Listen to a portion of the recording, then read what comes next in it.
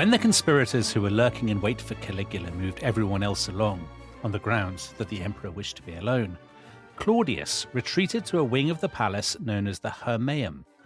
And not long afterwards, alarmed by the distant shouts of "Murder!" crept away to a nearby balcony, where he hid himself behind the curtains hanging in front of the door. There he cowered, and as he did so, a soldier who happened to be wandering past noticed his feet and dragged him out, intending to ask him who he was. But then, as he sank to his knees in terror, recognized him and hailed him as emperor. The soldier then led him away to where the other Praetorians were all milling around, uncertain what to do. The soldiers put him in a litter, and because his own attendants had run away, took it in turns to carry the unhappy and fearful man on their shoulders to their camp, and all the crowds they passed on the way pitied him on the assumption that he was an innocent being bundled off to execution. Received within the ramparts, he spent the night under the protection of the Praetorians, but in a mood of relief rather than of any great expectation. But as the next day passed, so large crowds of people gathered outside the Praetorian camp, agitating for a single man to be given rule and calling for Claudius by name. These chants prompted him to allow an armed assembly of the Praetorians to swear allegiance to him, and to promise each one of them 15,000 sesterces, thereby becoming the first of the Caesars to win the loyalty of the military by paying them a bribe. So that last sentence, I'm not sure whether that's really true, but that's Suetonius in his Life of Claudius, as translated in the New Penguin Classics edition by our very own Tom Holland. And Tom there, Suetonius, is taking the story forwards from where we left it last time. We left it on a cliffhanger. The Emperor Caligula, mad or not, definitely a populist, has been assassinated by Cassius Chaerea and the Praetorian Guard. And the question is Rome going to turn back the clock 60 years to the time of the Republic and all the chaos at the end of the Republic, or is it going to continue with the family of Augustus, known as the Caesars? So take us forward. What happens next? Yeah, well, it's the pressing question. What happens next? Is there an eligible Caesar to hand? Or, as you were implying, might it be time to turn the clock back, to go back to the Republican system of government? And what makes that question even more pressing is the fact that, as we've been saying throughout this series, the autocracy of the Caesars is not formally a hereditary monarchy. In fact, formally, it's not a monarchy at all. And so there are no rules governing the succession. That said, it has come to be accepted that the emperor should be a Caesar. So that means an heir either by adoption, as was the case with Tiberius, or by bloodline, as was the case with Caligula, of the deified Augustus, the first of the emperors, and who is now a god. So the question then is, well, what are the options? Who is there on hand? And I suppose the obvious question, which we didn't touch on in our episode on Caligula, is, has he left any children? And although he's only 28 when he gets murdered, he hasn't stinted when it comes to having wives. I mean, he's burned through a lot of them. And his last wife is the one that actually seems to have been his great love. And she's a woman called Melonia Caesonia. And she isn't particularly young. She's not particularly attractive, but she does seem to have appealed to something very deep in Caligula. I mean, he really knows. Well, actually, I think we can have a fairly good idea what it is. They both seem to have certainly had a taste for dressing up. She's like Lucy Worsley. Bit like, well, to a degree. So when he goes riding off to see soldiers or whatever, he dresses her up in a military outfit as well. So she clearly enjoys that. But he also gets her to pose nude for friends. So to that extent, she's not like Lucy Worsley. Right. But she's a fun girl. Okay. She gels well with Caligula's inimitable madcap sense of humor. I think it would be fair to say she's a zany funster. Right. And she has given him one child, but unfortunately for fans of the bloodline of Caligula, that child is a daughter. And Caligula has named her after his beloved sister who died and whom he deified in his grief. So he calls her Julia Drusilla. And she's a lovely, sweet-natured girl, isn't she, by all accounts? Yeah. So this, again, I think is one of the, very funny bit from Suetonius. So this is Caligula talking about Drusilla. There existed no surer evidence that she was indeed his child, he believed, than her temper, which was so violent. Whenever she played with other little children, she would scratch at their faces and jab at their eyes with her fingers. Lovely. So Daddy watches on. Oh, chip off the old block. So what happens to them? Well, according to Suetonius, they get murdered along with Caligula. He says that they've been accompanying him when they run into the Praetorians. But Josephus, the great Judean historian who has very precise information about what happens, he reports that they weren't with him, but when the news came that he'd been murdered, they come and seek out the body of their husband stroke father, and they find him and they kind of lie prostrated with grief, mourning him.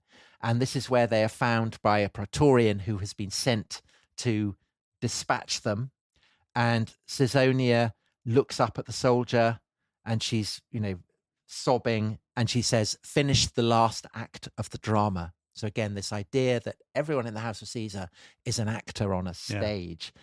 And the Praetorian duly does as he's told. He slits Caesonia's throat and he picks up little Drusilla and he smashes out her brains on the side of a wall. So that's the end of them. So they have gone. And there are no male descendants of Augustus at all, full stop. And there's no male candidate with the blood of Augustus in their veins to succeed Caligula. And so it's not surprising that there are many in the Senate who do think, well, this might be the time to bring back the Republic, to kind of wake up from this terrible nightmare that we've been living through. And so that evening, the soldiers come, the guards come, and they say to the consuls who've taken control of the city now that Caligula's gone, and they say, "What's the watchword?" And they say, "Liberty." Oh. So it's all very noble and upstanding. And the next day they have a kind of very grandiose, florid debate on the need to restore the Republic. Words like liberty and various other abstractions are bandied around with great abandon. But while they are having this debate, they are forgetting the fact that there are other players in this crisis. One group of which, of course, is the Praetorians, the Imperial Guard, some of whom had been prompted to murder Caligula, but who absolutely do not want to see the overthrow of the monarchy because they depend on it for their status and their income. So obviously they don't want a republic. There'd be no role for them. And the other kind of player in the drama, of course, is the people, the mass of the Roman people, who likewise mourn Caligula. They're very upset that he's gone. And they too want a Caesar, because it is Caesar who keeps them fed above all. It's Caesar who organizes the grain supply. And it's Caesar who keeps the masses entertained, who provides the gladiatorial shows and so on. So they likewise don't really want a republic. So let's get back to this moment of the curtain. This bloke in the Palatine, Praetorian, he sees these feet sticking out under the curtain. He takes Claudius to the Praetorian camp. And presumably the Praetorians at this point are thinking of Claudius purely as their puppet. He's somebody from the family, so they feel a sentimental attachment perhaps, and they think, we need a figurehead. Here's this bloke, who cares what his backstory is? He's got the right bloodline. Great, bring him in. Well, we'll discuss in due course, I think, whether it's just luck or whether it's perhaps something slightly more organized.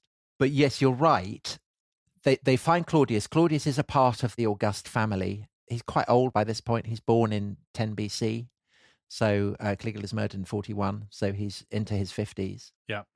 And people may be wondering, well, I mean, if he's in his 50s, he's a member of the August family, why hasn't he become emperor before? Why isn't he the obvious candidate? And I suppose, why hasn't Caligula killed him?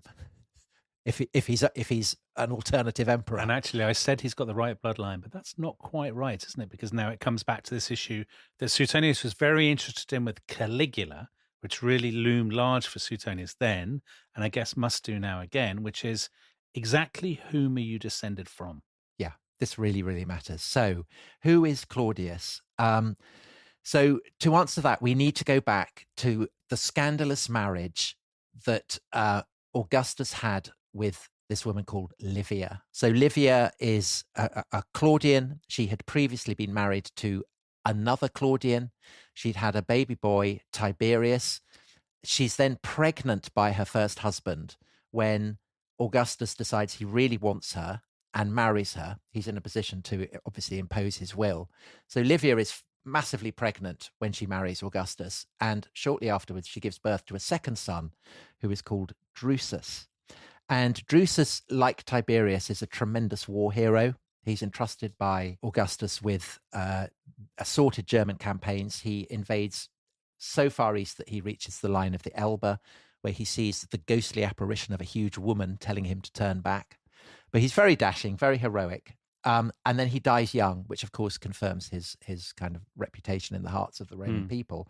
And it's all kind of very, early years of Rome in a story by Livy. Tiberius escorts the corpse of his brother back to Rome on foot, weeping the whole way. Very, very kind of heroic tableau.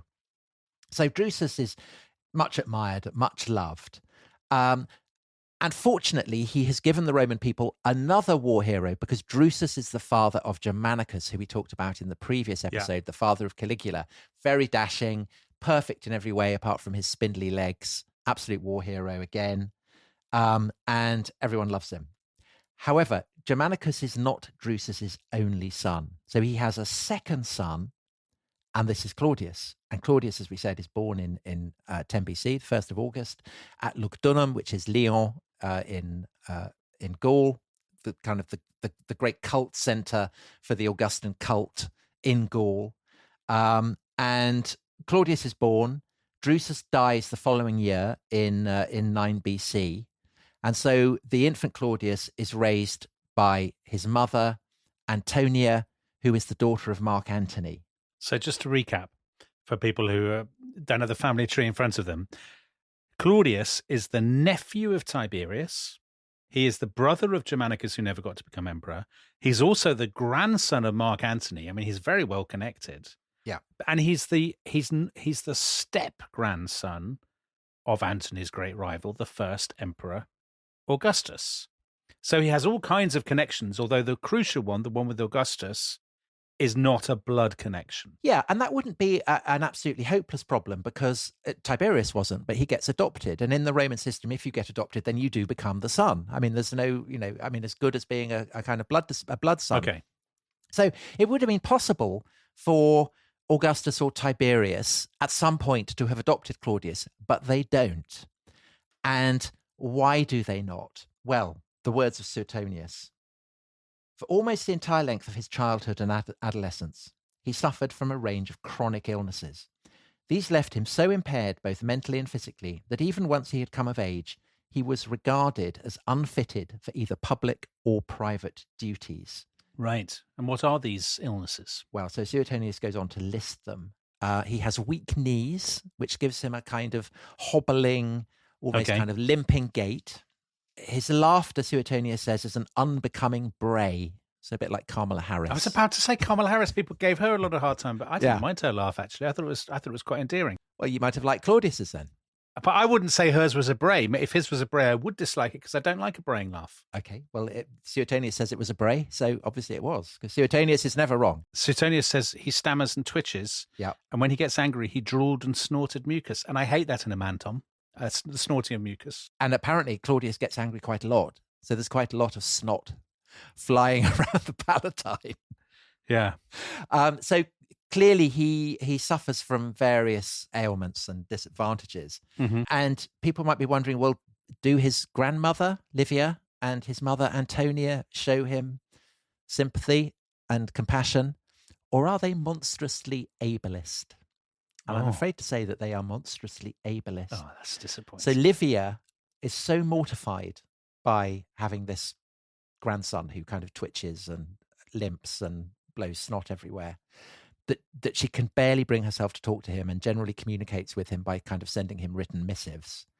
And again, to quote Suetonius, his mother Antonia used to describe him as a monstrosity of a human being, begun by nature but only half finished, and would accuse anyone whose stupidity she particularly wished to emphasize of being a bigger fool than her son Claudius. Crikey. But actually, I'll tell you who's really nice to him.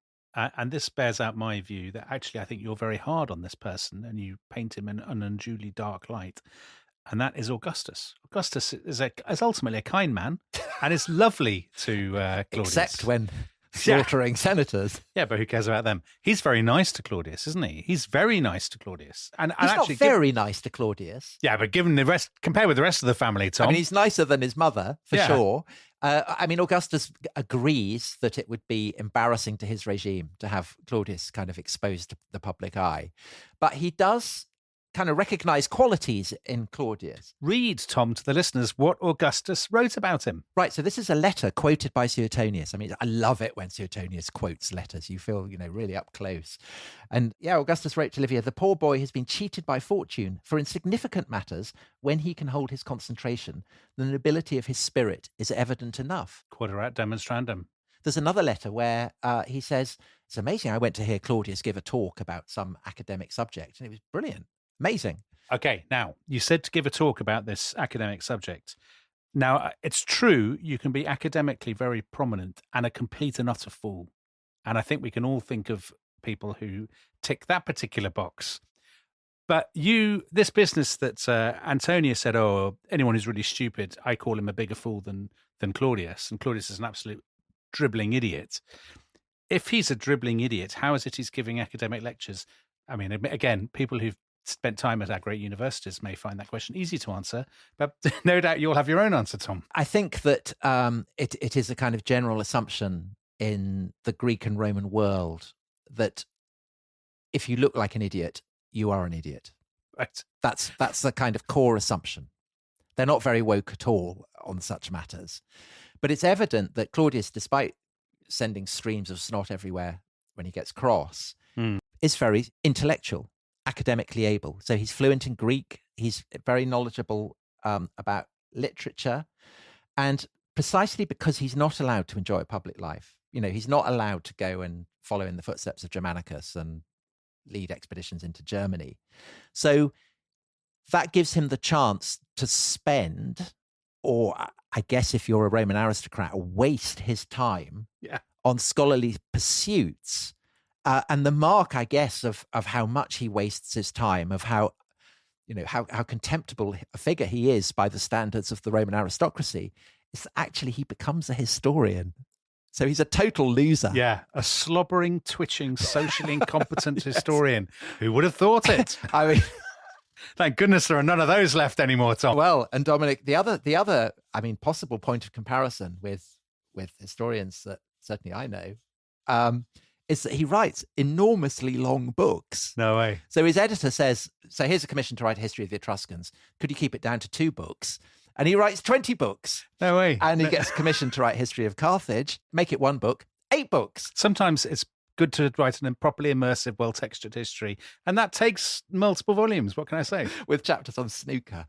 Yeah. And do you know, Claudius would have loved all that because he writes a book about dice. Right. He's interested in pretty much everything. And he's a historian. He's a contemporary historian. He is a contemporary. He writes about things within living memory. Yes, he does, which is very foolish of him, or brave.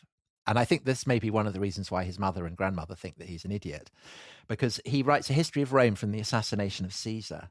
And Suetonius says he was regularly criticized by his mother and grandmother for covering the events that followed the murder of Caesar. And so, because he felt unable to write about them frankly or truthfully, skipped to the subsequent period of peace which followed the civil wars. So, obviously, the story of how Augustus comes to power, there's a lot of murder, there's a lot of killing, there's a lot of bloodshed.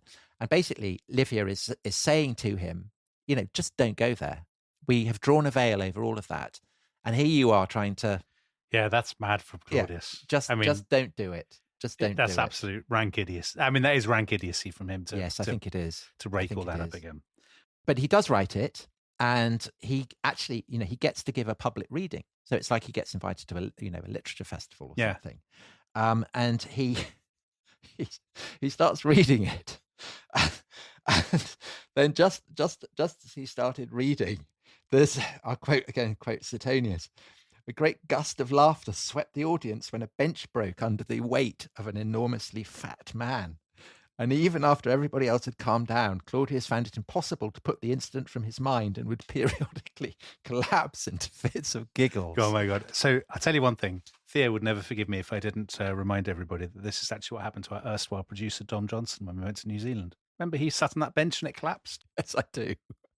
Yes, outside of the home of a New Zealand farmer who had just been showing us around a cave complex with glowworms. And it had been in the family for 150 years. That was literally the best. That's literally the best thing that's ever happened to Theo, watching Dom break that bench. Anyway, let's move on. So Claudius he leads this kind of essentially inoffensive life of a scholar, except, watching people break benches and, he has to be told off not about writing on sensitive subjects. But he doesn't get into trouble. There's no kind of risk to him or anything. But then in 37, Caligula, who is, of course, Claudius's nephew, and I'm aware for listeners that it is quite complicated keeping all these relations in the head, but Claudius is Caligula's uncle. So Caligula comes to power, and by this stage, Claudius is in his late 40s. And Caligula's accession is both good and bad news for Claudius. So it's good news because Caligula doesn't really respect the Senate, and so he doesn't mind having Claudius enter it. So he appoints Claudius to be his co-consul when he comes to power. And so at last, Claudius has become a senator. And in due course, later in Caligula's reign, he gets a second consulship. And when Caligula is absent, Claudius presides over kind of public entertainments, public games, and so on. Which must be proof that Caligula thinks of his uncle as a harmless fool, because he wouldn't be promoting him and in this way as a potential rival if he thought he was a serious, formidable person. Yes, I think that's right. And I think that Caligula finds it funny to have Claudius in the Senate and also on hand, because then he can bully him. So there are lots of stories that, again, have the kind of the smack of truth. Yeah. That Caligula will invite Claudius to a dinner party. Claudius is quite old. He's also very, very fond of a drink. And so he's very prone to kind of falling asleep. Right. And when he does, all the other Caligula and the lads will pelt him with olive stones and bread rolls and that kind of Flashman thing. style. Flashman style. And there's also this great gag, which Suetonius reports, that people will put slippers on his hands and then abruptly wake him, so that he'll wake with a jolt, rub his eyes, and find slippers. I actually find that genuinely funny. Is that the kind of jape you got up to in the dorms? Yeah, I genuinely think that. I'd love to see that. Well, so Suetonius writes, and this is my translation, very influenced, obviously, by the experience of being on the rest of history. Just for the banter was the excuse.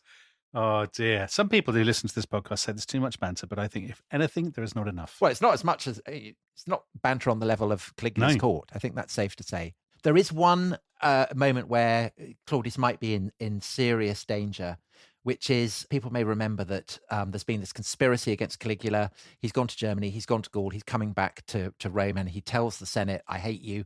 And the person he says this to is a delegation of senators led by Claudius. And Caligula is furious that Claudius has come.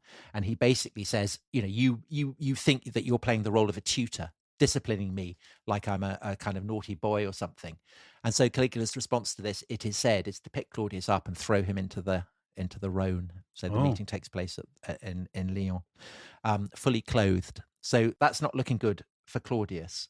And there are also, it is said, kind of portents that seem to prophesy the golden future that Claudius can look forward to. So that very first time when he becomes consul, and he walks out into the forum, and he has all his lictors with the kind of the rods and axes on their shoulders, the markers of Claudius' status. It is said that an eagle descends and lands on his shoulder. It is said that. That's doing a lot of work. But the fact this story is told is worrying for Claudius. Claudius. Yeah. Yeah. Because Caligula will want to get rid of him. So is it possible that Claudius could become emperor? I mean, the big problem is he's not descended from Augustus, and everyone thinks he's an idiot. But it's still a risk if people are even contemplating the possibility that he might be, capable of becoming the emperor, that Caligula will then have him killed, because the evidence suggests that's what happens to people who are in the line of descent. In the event, of course, Caligula is murdered. The Praetorian finds him hiding behind a curtain. They take him to the camp, and Claudius becomes emperor. And the whole way through this 2-day sequence of events, Claudius is saying, I don't want to be emperor.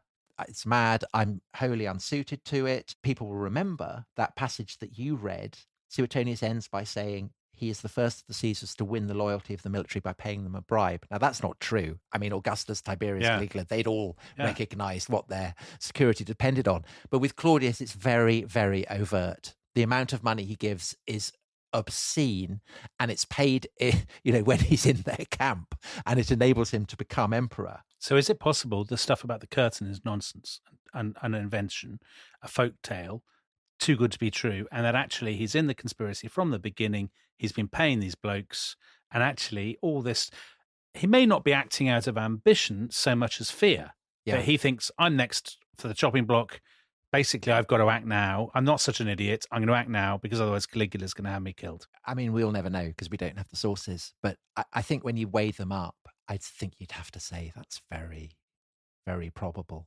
Right. Because otherwise, the sequence of events has the faint kind of quality of a kind of myth or something. Yeah, exactly. They find him behind a curtain. Find him behind a curtain, yeah. They know to find him. They know to take him to the camp. And Claudius knows, he's got the money ready to pay them. Cash, yeah. He's got the cash ready to pay them. Yeah. So I think it's pretty likely that he was involved. And of course, the fact that he's come to power in that way, protesting that he doesn't want to be a part of it, disguises the fact that what has happened is basically a coup. It is a coup, plain and simple. It's the first coup really since Augustus came to power. There's not been a kind of peaceful handover of power. And the consequences of that, the consequence of how he comes to power, and the fact that he's neither a blood nor an adoptive descendant of Augustus, will crucially shape the course of his rule and its character. So Augustus, Tiberius, Caligula, they had ruled as a princeps, as a first man, as a first citizen. Even Caligula, who had despised the notion that Rome might have any republican traditions, nevertheless, that was officially the role that he was playing. But the thing is that what Caligula had kind of drawn attention to, the brute underpinnings of the imperial system, the fact that it's dependent on military power, there's another aspect to it, which is that if that's the case, if it is a monarchy, a military monarchy, then it's becoming an institution. It's something that you can inherit, not just the title, but an entire way of administering and governing the empire.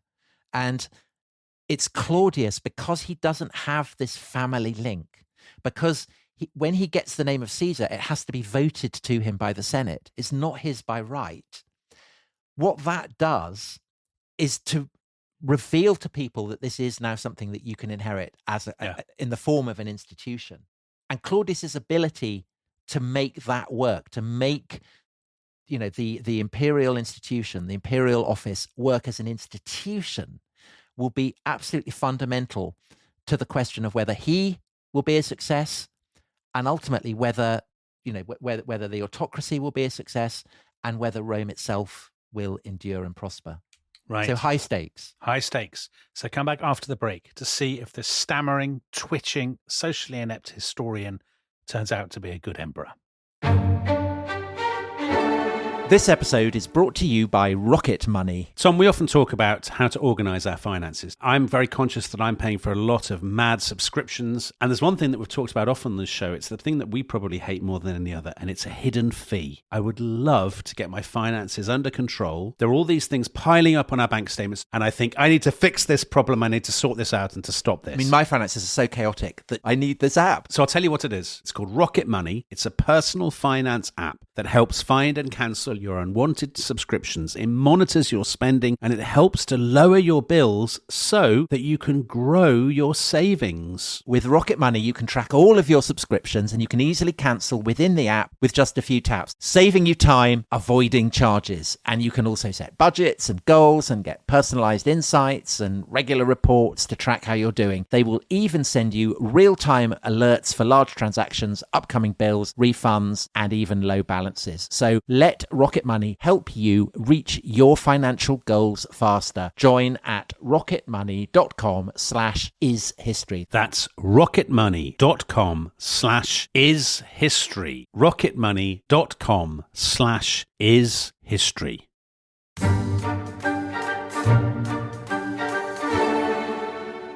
Welcome back to The Rest is History. Claudius, written off for half a century, an idiot, a fool, a stammerer, unfit to be exhibited in public, is now the master of the Roman world. And Tom, how does he do? The answer is actually he does all right, doesn't he? Yeah, he does. He's very proactive. He's full of ideas. He's willing to experiment. And I think you get the sense of a man who has profited from his study of history. God. And from his ringside view of the court of the Caesars. I think he's been sitting there and thinking, well, this is what I do. This is what I'll try. And he puts these various plans into action. And I think he's a pretty good emperor.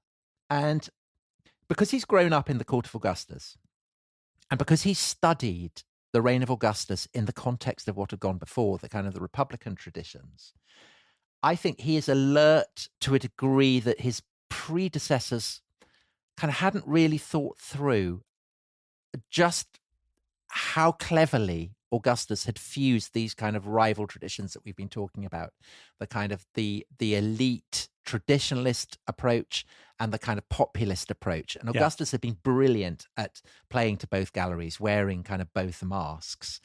He had attempted to appeal to the Senate, as Tiberius had done, and to the people, as Caligula had done. Claudius, his aim is to try and repeat that trick, to try and get both the Senate and the people on board. Now, in doing that, he faces an obvious problem, which is that he lacks the prestige of Augustus. He doesn't have the background. He doesn't have the range of achievements. And of course, everyone thinks he's an idiot, which is a kind of ongoing challenge. And on top of that, there's also the fact that there are lots of senators who just really resent him being emperor, partly because lots of them had wanted to restore the Republic, and partly also because there are lots in the Senate who think that they could be a much better emperor than this guy who kind of dribbles and shakes and, blows snot. Yeah. And so behind his back, they're constantly mocking him. And Claudius is well aware of this. But of course, Claudius has been mocked all his life. And here he is, he's emperor. And there are plenty of examples of politicians who are laughed at a lot at the time, but actually are big enough to ignore it and end up being pretty successful. So Claudius is, he rules for almost 14 years. Mm-hmm. And despite the fact that there are kind of repeated displays of resentment and contempt from the Senate, and in fact, even, as we'll see, the occasional conspiracy, he shrugs it all aside. Now, it's true that he's a bit paranoid. So he's the first emperor to institute friskings of people who are brought into his private presence. And when he first enters the Senate House, it's a month after he's come to power, he does so accompanied by guards. And that's a reminder of the fact that just as Caligula had done, he's identified what the real source of his power within the capital is. And he is unembarrassed about this. So he mints various coins that kind of flatter the Praetorians. So there's one that's stamped with an image of their camp. There's another that shows Claudius shaking hands with the Praetorian standard bearer. Of course, he's given them massive donatives. He also gives massive donatives and pay rises to the legions. And, senators can laugh at him all they like, but it's Claudius who's in charge of the legions. So ultimately, that is the bedrock of his rule. And I think it's fair to say that even though they may feel resentful, even though they may kind of despise him, obviously he's not Caligula.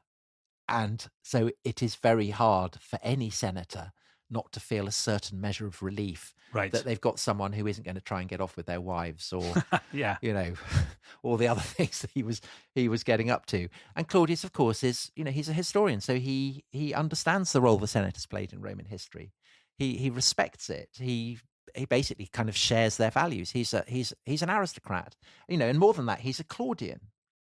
And so he knows the rules. He knows how to dress. He knows how to speak. He knows how to act the part of a traditional Republican Roman aristocrat. And we've talked the whole way through how being a successful emperor really is, as much as anything, about working out what role you're going to play and then playing it well. Ronald Reagan. Yeah. Being an actor. It's a really important thing for any politician at any point in history, I would say. Massively important. Yeah. And if you lack the charisma and the self-confidence to play a part that will be appealing to people who it's important to influence, then you're not going to be basically a good politician. Right. And on that level, Claudius is a good politician. Now, of course, he has this limp, he has his infirmities, but when he sits down or when he just kind of stands still, he looks impressive. Mm-hmm. And Suetonius clearly recognizes that this is important. So he says, especially while lying down, he did not fail to give an impression of majesty and dignity. He looks good. He looks impressive. Now, probably the single most famous thing that he does, that people who've listened to a lot of the rest of his history will remember, is he orders the invasion of Britain. He doesn't personally lead it because he's hardly a kind of obvious military man, but he's associated with it. Right. And it's his invasion. And presumably he's doing that because he knows from his study of history that nothing is better calculated to stir the emotions of the populace than a military victory, even if it's against a people as useless as the Britons. Exactly. And more than that this is what a Claudian and a Caesar, so these, the Julians, that these two great kind of families who've been conjoined in the house of Augustus, that's what their ancestors did. They went out and they conquered people. It's what Julius Caesar had done. It's what various Claudian generals had done. And so Claudius is saying, I am their heir. And again, as you say, he doesn't actually lead it himself. But once Britain has, the bridgehead has been established and Colchester is on the verge of falling, Claudius goes over and he does it with elephants to create as big a splash as possible. And then when he comes back, he reenacts it. So he presides over kind of various reenactments on the Campus Martius, showing highlights from the campaign in Britain, Colchester being stormed, various British kings surrendering. And across the Mediterranean, he has himself portrayed as a kind of buff rapist. So there's this frieze from Aphrodisias in what's now Turkey, which shows Britannia as a woman whose robes have been torn from her, and Claudius as this kind of muscle-bound guy who's forcing her to the ground. And obviously that's not how a politician today would want to be represented, but that's how, it plays well with Roman audiences. And it's clearly how Claudius wanted to be seen. He's no longer the kind of elderly, stammering, twitching historian. He's a man of action who subdues provinces, subdues women, and he's a Caesar. Yeah, but it's not just military, is it? He likes a grand projet, public works, sort of a lot of hydraulic action. I think it's fair to say. So he's very into hydrology. Another thing he'd written a book about. He'd written a book about canals in Mesopotamia. God, sounds fascinating. Yeah, except grand projet again. I mean, Caesar had been into that, Augustus had been into that, and the Claudians definitely had been into that. So one of his most famous ancestors, Appius Claudius, had built the Appian Way, the great road that joins Rome to the kind of the heel of Italy. And Claudius seems to be genuinely enthusiastic about taking up that baton of improving infrastructure in Rome. So the obvious thing that every emperor has to worry about is the grain supply. And historically, it's been a problem that Rome does not have a deep sea port. So at the mouth of the Tiber, there's this port, Ostia, which I know, Dominic, you're a big fan of. Brilliant. Yeah, you love it, don't you? I think Ostia is one of the best places you can go. If you go to Rome, my single recommendation to the listeners is to go to Ostia Antica. It's as good as Pompeii, and there's nobody else there. There you go. You've heard it. Okay, well, Claudius would be thrilled to hear that. because because he decides that he's going to build a massive deep sea port at the mouth of the Tiber. And when he summons engineers and tells them this is what he's going to do, they throw up their hands in horror and say, on no account attempt this. It'll be a disaster. It'll be a kind of HS2 fiasco. But Claudius is Caesar. He can do what he likes, and if it serves the good of the Roman people to remold the land, to gouge out the bottom of the sea, then that's what he's going to do. And so he goes ahead. He's a great man for an aqueduct. He builds 2 enormous aqueducts, and one of them, the Aqua Claudia, is probably the greatest of all Rome's aqueducts. And what's fascinating about them is that they, like Claudius, are simultaneously very modern and very ancient. So they're kind of cutting edge engineering, but they have the cladding of a kind of old school aqueduct. And I think that's a beautiful summation of what Claudius is about. Right. Efficiency, modernity, but dress it up to look old. I mean, that's basically what I'd like as well, I have to say. I'd be all in favour of that. And these are recognised by contemporaries as being astonishing achievements. So Pliny the Elder, he writes that they are wonders without rival in the world. And so obviously this redounds, again, greatly to Claudius's credit, makes him very, very popular with the people who look to Caesar to keep them watered, to keep them fed. And it's also popular because it gives them jobs.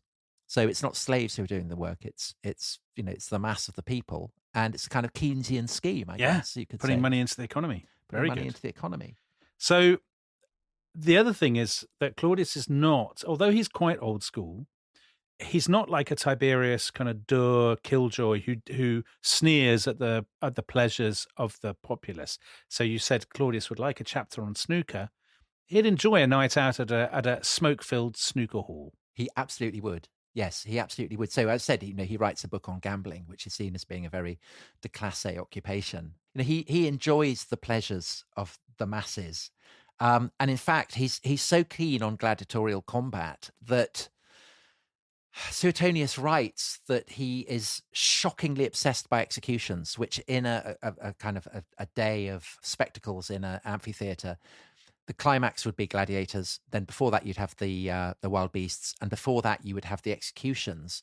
And the executions, it's kind of, you've got to be an obsessive fan to go and watch them. Yeah. And Claudius is a kind of, he does like to go and watch them. So it's like, going to see a famous band or something and going to see the warm-up act. The warm-up act. So going to the Olympics and going to watch like some terrible sport that you've no interest in. Yeah, exactly. It's unsurprising that a lot of the shows that he puts on are very, very famous. And in fact, one of them gives rise to perhaps one of the most famous sayings from the whole of Roman history. He's trying to drain this lake in the countryside above Rome. And to mark the final completion of this project, before the canal is open that will drain the lake, he has a great sea battle staged there. And all the gladiators who've been assembled onto the boats to stage this turn to Claudius, where he's looking very kind of splendid. He's sat down, looking tremendously imperious. And they say, "Hail Caesar, we who are about to die salute you." And that's where this is from. That is where that phrase is come from. Although it's very, very Claudius that he then totally messes it up. So when they say, "We're about to die salute you," he replies, "Or not," because, maybe some of them won't die. I mean, it's kind of very Donish, very waspish humour, or not. Oh, no. And so all the gladiators hear him say that, and so they think, "Oh, brilliant, he's pardoning us. We don't have to fight." And so they kind of put down their weapons and refuse to fight. And Claudius is so outraged by this that he gets up out of his throne and hurries down to yell at them and tell them to get a move on. And of course, when he does that, he hobbles and limps, and the impression of majesty and splendor is compromised. However, he does manage to persuade the gladiators to pick up their weapons, and so the fight goes ahead. That's good news for the crowd. Good news for the crowd, absolutely. Maybe less good news for the gladiators. Now, there is, of course, a problem with this, which is that it's very expensive. And that is compounded by the fact that Claudius's predecessor, Caligula, had also been very keen on lavishing money on extravaganzas. So the treasury is pretty bare, but Claudius is very proactive. And again, I think he's clearly thought about what he's going to do.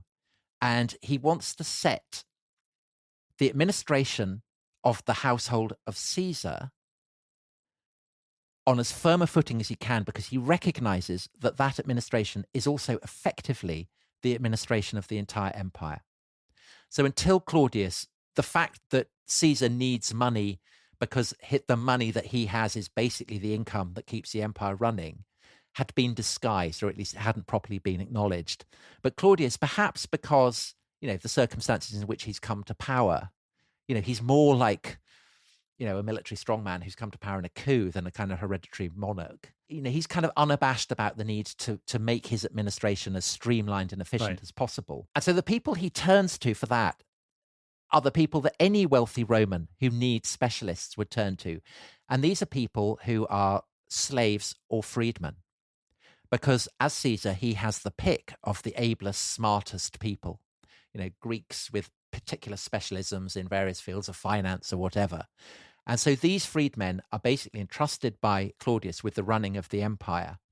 And they prove to be very, very effective at it. So these are the people, like anyone who's read I, Claudius will remember Narcissus and Pallas and people like that, who presumably they're very bright and they're very good, but I would guess they must attract a lot of haters. Of course, because everyone in the Senate's massively resentful. And of course, it also plays into the stereotype of Claudius as a foolish old man who is easily manipulated and dominated by people who properly should, be kept firmly under thumb, of whom slaves and freedmen would be the paradigm. So under the thumb as he was of these men, so that's the freedmen, the favourites, he played the part not of a princeps, but of a flunky, dispensing magistracies here and military commands there, pardoning and punishing people, largely oblivious to how much he was the creature of this or that favourite's interests. So this is a crucial part of the image of Claudius, that he's an idiot who essentially is so feeble-minded that he's become the plaything of his favourites. Now, we know that's not true, because in Egypt we found, when I say we, I mean scholars, archaeologists have found documentary evidence for the close attention that Claudius plays to the administration of his empire, and the kind of the evident intelligence with which he corresponds to people in provinces across the span of the Roman world. He's a very smart, able guy. And actually, the fact he has all these freedmen serving him, this isn't evidence of his senility or imbecility. It's evidence of his astute ability to marshal innovation. Right. But part of what makes his contemporaries and posterity assume that Claudius is feeble-minded is that there's a sense that he's under the thumb not just of freedmen, but also, even worse, of women, and particularly of a succession of wives, of whom perhaps the most notorious is a woman called Messalina. Now, I was hoping we'd get on to Messalina. So Messalina is, he basically has his pick, I guess, does he? And he picks a young, beautiful, and crucially, very blue-blooded wife. I think it's the blue-blooded that matters. I think the beauty and youth these are perks. She's the great grandniece of Augustus, right? So she helps him to sort of say, I'm the heir to the greatest emperor, the first emperor. And that is a crucial role that she plays. And it gives her a certain degree of independent power. Because Claudius knows, and everyone else knows, that being married to Messalina, who is the great grandniece of Augustus, this is a crucial buttressing of his status and prestige. And her significance and her kind of independence of operation is enhanced by the fact that in AD 41, she gives him, crucially, a male heir. So he now has a son who can inherit this, his role in the house of Caesar. With a great name. Right. So 2 years later, Claudius presides over the conquest of Britain. And so this little boy gets given the name of Britannicus. And Messalina's role in this, crucial. And so she has basically made herself fundamental, not just to the status of Claudius's regime as it exists in the present, but its prospects in the future. Basically, it's perpetuation. And so it's unsurprising that she is portrayed in statues as the very model of a sober, respectable Roman matron. And she's praised as the absolute model of Roman womanhood. But, Dominic, dear listeners, here's the question. Is she the model of Roman womanhood, or is she an outrageous strumpet? Well, if you've seen or indeed read I, Claudius, you will remember that there is, I mean, it's one of the great scandals, not just in Roman history, but all history. When Claudius, he's at Ostia, isn't he? He's looking around that splendid site that I was recommending to the listeners. Yeah. And if the Ostia Tourist Board want to get in touch, I'd be very keen to hear from them. So he's looking around Ostia, and somebody, a concubine of his, comes up to him and says, Messalina is carrying on behind your back. And not just carrying on, she's up to all sorts, Tom. Yeah, well, she's having an affair with this very good-looking young senator who's also very ambitious. And the story is that they're conspiring to replace Claudius as emperor. And in fact, that Messalina has married this guy. Yeah. And, she's the great-grandniece of Augustus, and she's the mother of Britannicus. So this is potentially, if it's true, very, very dangerous for Claudius. And the measure of his alarm is that he goes speeding back to Rome, and he doesn't go to the Palatine, but he goes to the Praetorian camp, because he's got to, clearly he's worried, he needs to make sure that that's secure, because only if that's secure can he then take measures to deal with this threat. And his worry must have been that, Messalina and her toy boy might have suborned the Praetorians. I mean, in the event they haven't, which perhaps suggests that the story has been slightly overblown, but we'll come to that in a minute. But anyway, Claudius is in a position to send the Praetorians out and suppress the coup, which they do. So all the various conspirators are arrested and executed.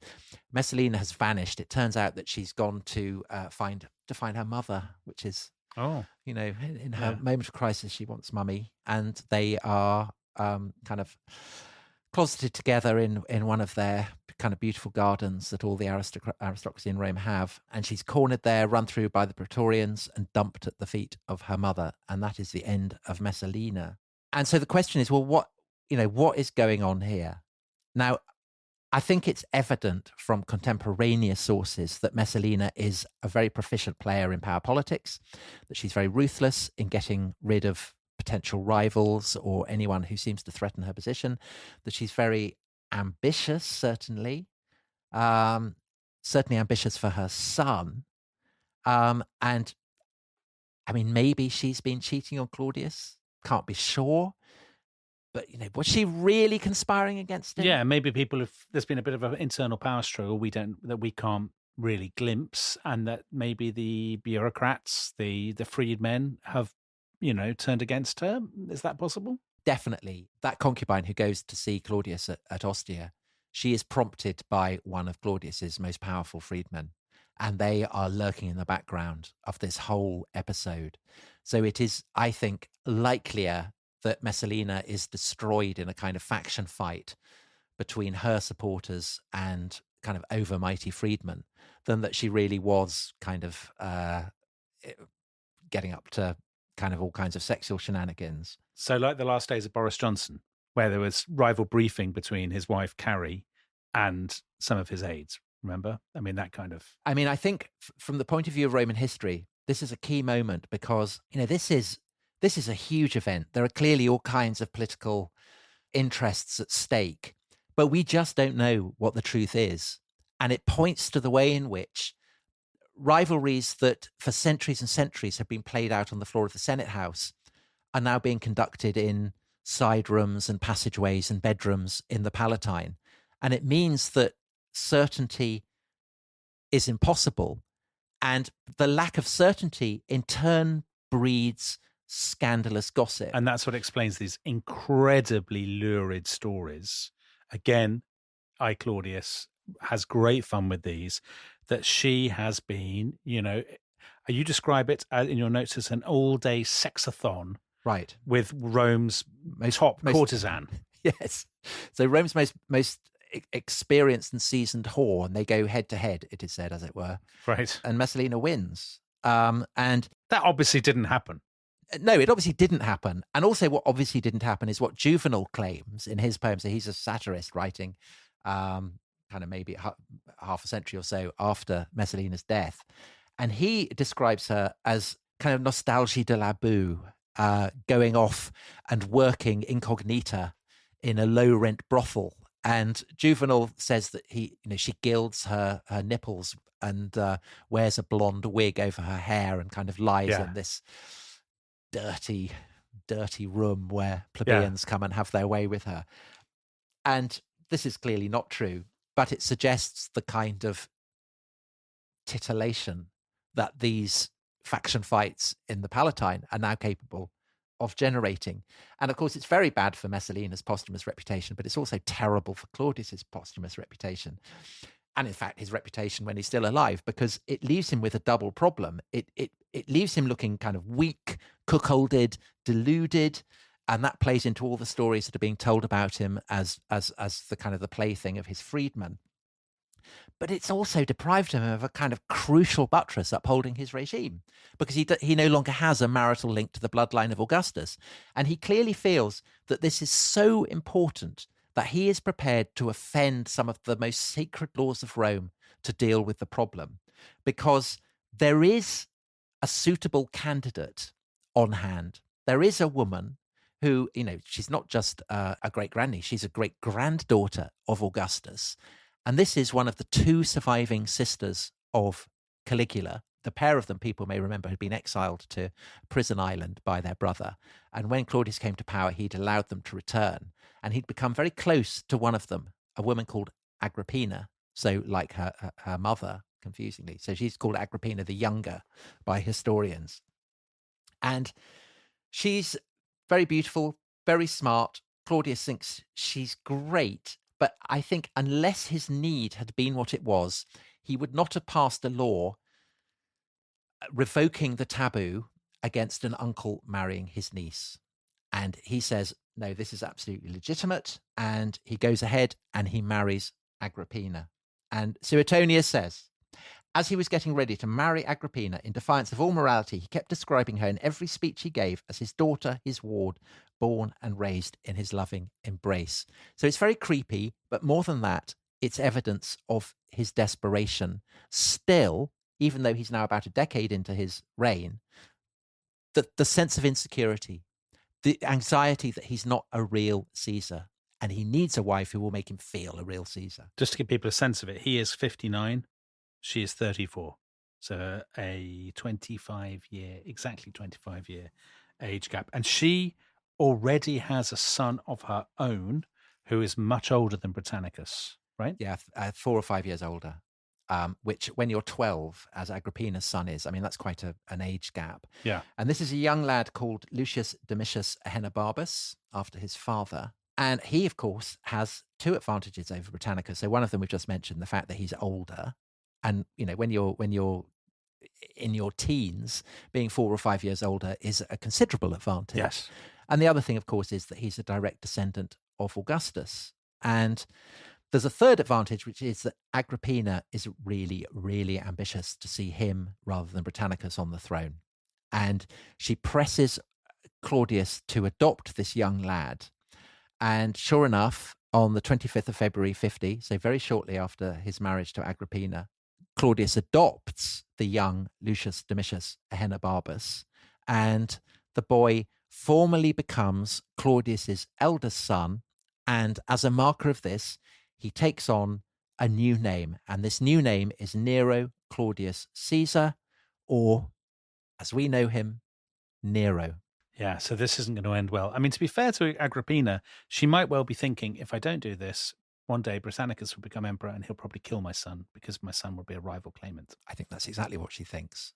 And I think that even if the name of Nero didn't cast the shadow that it does, I think just listening to that setup, it has the quality of a kind of folk tale. And you can see, it's kind of Cinderella story, the befuddled father, obsessing over a new wife, the child who gets abandoned. All these kind of elements are there. And sure enough, on the 13th of October, 54, so Claudius has been in power by this point just under 14 years, an announcement is released from the Palatine to the Roman people. And this announcement is that Claudius is dead. And shortly afterwards, Nero, who by this point is 16 years old, he comes out from the Palatine. He's hailed by a Praetorian escort as Caesar. He's placed in a litter, and as Claudius had been some 14 years previously, he is taken to the Praetorian camp. So Agrippina and Nero likewise have recognized that this is the key to seizing power of the capital. Yeah. Within a year, Britannicus is dead, supposedly of a seizure, but of course everyone assumes that Nero has had him poisoned. Agrippina herself dies in 59. She is definitely murdered by Nero. I mean, Nero makes no bones about that. And Nero himself, of course, dies in 68, as we heard in the details of how he died. We heard in the very opening reading of this series. And with him dies Augustus's bloodline. That's it. There are no more heirs of Augustus. Let's go back to Claudius for a second. He died in October 54. So that's 4 years after he'd adopted Nero as his heir. And it's always thought, isn't it, thanks largely probably to Suetonius and also to I Claudius, that he was poisoned by Agrippina and Nero with mushrooms. Suetonius says he was poisoned with a dish of mushrooms. Do you think that's true? Well, so I think when Suetonius is the first to report something, that's when you need to be on your guard. That's right. Suspicious. Suetonius is not the first to report that Claudius was murdered with a dish of poisoned mushrooms. So Pliny the Elder mentions it. But, I mean, having said that, we don't know. I mean, maybe he dies of natural causes. I mean, he'd been sickly all his life. He's had a good innings. He's 63 when he finally pops his clogs. And there's Josiah Osgood, who's written a brilliant book on Claudius Caesar. In that, he points out that there had been a lot of plague in Rome at the time. He points to evidence from Tacitus of large number of high-ranking people who died. So that suggests that there's quite a lot of sickness around. And the honest truth is that we can't know. And I guess that, I mean, you would say as a historian who has, think of all the episodes we did on 1968 or Kennedy or whatever. I mean, it's so much material that this is a cause of frustration. But I think it's also, it breeds what to me is part of the fascination of this period and of Suetonius's biographies, which is the way that recorded fact and myth kind of blur into one another. And sometimes you can distinguish the lineaments of history, and other times you see the lineaments of mythology. And trying to make sense of that, for me, is what makes this whole story so fascinating. We talked about it. This is the ultimate dynastic story. It's why I Claudius, as a novel, but even more as a TV drama, kind of lies at the head of all these great dynastic epics that we've had on TV over the past decades. And the fact that Suetonius's account has this kind of mythic, folkloric quality, as well as kind of quoting letters and, citing laws and things, I think is a crucial part of that. No, I'd agree. I agree completely. But actually, where I'd slightly probably disagree with you is I don't necessarily think this is actually as different from modern history as you would think, because the modern history too is freighted with all kinds of assumptions, folk myths, urban myths. Yeah. And actually teasing out what really happened is the impossible goal for any historian of any period. I was just thinking about when I was thinking about the death of Claudius and, was he murdered, was he not? And then, of course, thinking about that series we did on Kennedy and kind of yearning for the equivalent of a Warren report or something, all the kind of the whole range of pieces of evidence that you could bring to bear, and thinking how frustrating it is we don't have that. But of course, Kennedy is a myth, isn't he? Right. And also, which wouldn't solve wouldn't end the conversation. I mean, because these things don't. So if people want to make up their own minds, what they should do is to buy Tom's new translation of Suetonius's book, The Lives of the Caesars, which is available now from all good bookshops with Penguin Classics. Tom, a great translation, a great series. I have to say, a tour de force, I think, is the approved rest is history terminology. So that was absolutely tremendous. And by the way, the book is brilliant, so people should absolutely go and buy the book. And we will be back next week with something very different, another of history's great monsters, actually, and another story in which it's actually quite difficult to get at, as it were, the truth of what really happened, because there are so many different accounts. And that is the story of King Leopold and the Belgian Congo. So we will be telling that story next week. The Heart of Darkness, indeed. Okay, on that bombshell, goodbye. Bye-bye.